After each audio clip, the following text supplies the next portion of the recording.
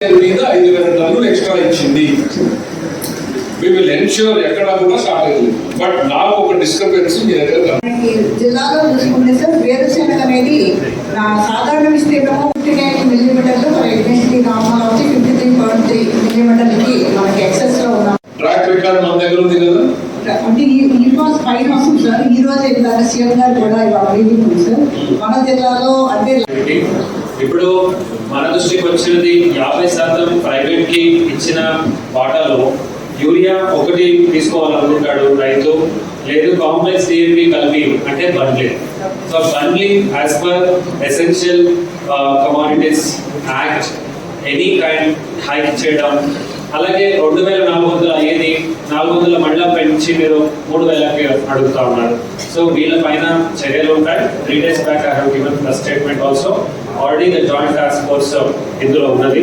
అలాగే సార్ ఇప్పుడు మనకు వీఆర్ స్ట్రాటజిక్ లొకేషన్స్, ఎందుకంటే ఈ మనము ట్రాన్స్పోర్టేషన్ చేయాలి.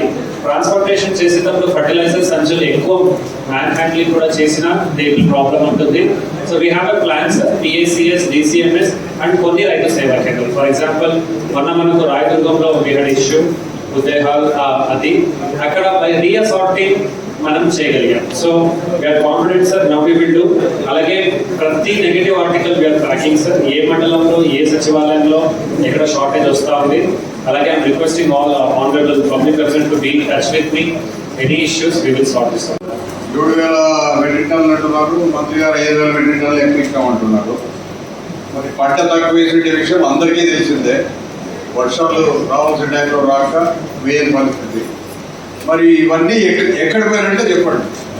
ఆర్ఎస్కేలు ఎందుకు పెట్టారు మీరు కొన్ని సొసైటీలకు, లేకపోతే ఎక్కడ ప్రైవేట్ డీలర్స్కి ఇవ్వడం వల్ల యూరియా కొనాలంటే వాళ్ళు కొన్ని ఇది రిస్ట్రిక్షన్ చేస్తున్నారు. నానో యూరియా కొనాలా, వాళ్ళు సేల్స్ ఏదైతే లేదో అది కొట్టే తప్ప నేను యూరియా ఇవ్వను అని. అంటే రైతాంగం వాళ్ళు చెప్పింది వినాల్సిన పరిస్థితి వస్తే ఈరోజు రైతు పరిస్థితి ఏమి చెప్పండి. అక్కడ కర్ణాటకలో 600 రూపాయలు ఒక బ్యాగ్ అక్కడ యూరియా అమ్ముతున్నారు. దాన్ని వీళ్ళు మన బొమ్మనవాడ ఏరియాలో మన సైడ్ ఆ బార్డర్లో సొసైటీకి ఇస్తే చిన్న రైతులకు వచ్చిన పరిస్థితే లేదు. పెద్ద పెద్ద రైతులు ఎవరో తీసుకొని వాళ్ళకి కావాల్సింది ఉంచుకున్నారు. లేదంటే పక్కన ఉన్న కర్ణాటక లిఫ్ట్ చేయడం జరిగిందో విపరీతంగా పోవడం జరిగింది. అక్కడ రైతాంగానికి కూడా పూర్తి అందలే. కేవలం సొసైటీ సెక్రటరీ ఎవరైతే ఉంటారో, ఎవరు పెద్దదారు ఉంటారో వాళ్ళకి ఇవ్వడం జరిగింది. ఇప్పుడు అంటే ఆధార్ ఎనేబుల్ చేశామమ్మా, అన్ని ఆధార్ దాని మీద బ్యాగ్ మీదకి వచ్చి ఇవ్వండి.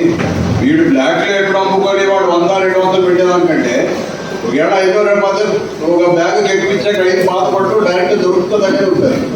రైతుకి మామూలు ఒక్కొక్క బ్యాగే ఇస్తున్నారు సార్. ఒక్కొక్క బ్యాగ్ రైతుకు ఉపయోగపడుతుందా మీరే చెప్పండి.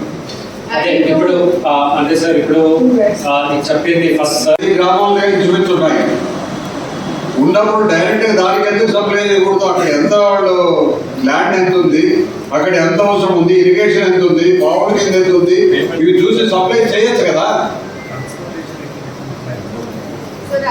సార్ గౌరవ మంత్రి గారు మరియు గౌరవ ఎమ్మెల్సీ గారికి తెలియచేయడం ఏమనగా, సార్ లాస్ట్ 4 days నుంచి sir we have complete control over this issue. 14 metric tons వస్తాయి. ఇది ఎకనామికల్లీ నాట్ వయబుల్. అలాగే ఇప్పుడు మనం చేసిన లాస్ట్ 1 week ఎక్సర్సైజ్ ఎలా చేశామంటే, ప్రస్తుతం ఎక్కడ పంట వేస్తూ ఉన్నారు, అలాగే లాస్ట్ ఈ క్రాప్ బుకింగ్ ఒక ఈ సీజన్ది చూసుకొని ఒక సైంటిఫిక్గా రీఅసార్ట్ చేస్తూ ఉన్నాము. అలాగే మన దృష్టి లేకుండా ఏదో కొన్ని సచివాలయం ఉండొచ్చు, దయచేసి మా దృష్టికి తీసుకురండి. ఏరియా ప్రకారం ఒక ఏరియాలో ఒక రకంగా పెట్టుకుంటారు. మనకి సెంట్రల్ ఏరియా పెట్టింది మనం ఇట్లా ప్రాబ్లం కావాలంటే కరెక్ట్ కాదు కదా. ఆ ఏరియాను బట్టి ప్రాంతంలో ఏం వేస్తారు దాన్ని బట్టి వీళ్ళు ఇక్కడ బుక్ చేయాల్సిన అవసరం ఉంది. ఇప్పటి వరకు హెవీ రైన్స్ వల్ల ఈ జిల్లాలో చాలా పంట నష్టపోయినారు. కానీ దాని రిపోర్ట్ చేయకుండానే వాళ్ళు ఎట్లా నష్టాన్ని పూరించుకోవాలో కూడా తెలియని పరిస్థితి. మరి రైతు ఏం చేసుకోవాలో ఒకసారి చెప్పండి. ఇప్పుడు మీరే కొన్ని సెంట్రల్ రూల్స్ పెట్టింది అనుకుంటే మనము వాళ్ళు పెట్టిన ఇంప్లిమెంట్ చేస్తే ప్రాంతాల వారిగా పోదు. కానీ ప్రాంతాలు కాకుండా మనం ఏదో వాళ్ళు చెప్పింది ఫాలో అవుతే రైతాంగానికి మనం నష్టం చేసే వాళ్ళు అవుతామనేది కూడా మీరు సీనియర్లు మీకు తెలియదే కాదు ఇది. కాబట్టి దాన్ని దృష్టిలో పెట్టుకొని మనం చేయాల్సిన అవసరం ఉంది. లాస్ట్ ఇయర్ కూడా ఈ క్రాప్ ఇన్సూరెన్స్ కానీ ఇన్పుట్ కానీ ఇప్పటివరకు రాలే. గతంలో ఏ సీజన్ ఆ సీజన్కి ఇచ్చే పరిస్థితి ఉండేది. ఇప్పుడు ఈ పరిస్థితి లేక 2 years నుంచి లాస్ట్ నుంచి కూడా ఇప్పటి వరకు రాలే. అది ఎప్పుడు రిలీజ్ చేస్తారు? ఇది కూడా మీరు అనౌన్స్ చేసిండే 7 మండల్స్, పెద్ద ఎక్కువ కూడా లేదు, వాటి కూడా రాలే. అట్లే ప్యాడీ వాటి వీటి ప్రొక్యూర్ మనకు కొన్నారు, వాళ్ళకి ఇప్పటి వరకు డబ్బులు ఇచ్చే పరిస్థితి లేదు. కొనగానే వితిన్ 20 days లో మేము ఇస్తా ఉంటున్నారు. వీటిని చెప్తాం ఓపెన్ హియర్ డీటెయిల్స్ ఇవ్వండి. చెప్తాను నేను. డీటెయిల్స్ ఇచ్చి government has made Aadhaar mandatory. 1 ఎకరా ఉన్న రైతులు 2 ఎకరా ఎవరైనా ప్రోగ్రెసివ్ రైతు ఉన్నాడు అనుకోండి, లిమిటేషన్ ప్రోగ్రెసివ్ రైతుకి ఇస్తాం. Because they have to propagate experiment. మీ దగ్గర స్పెసిఫిక్ డీటెయిల్స్ ఉంటే ఇవ్వండి. ఎవరికి వాళ్ళు జేడీకి ఇవ్వండి, కలెక్టర్కి ఇవ్వండి.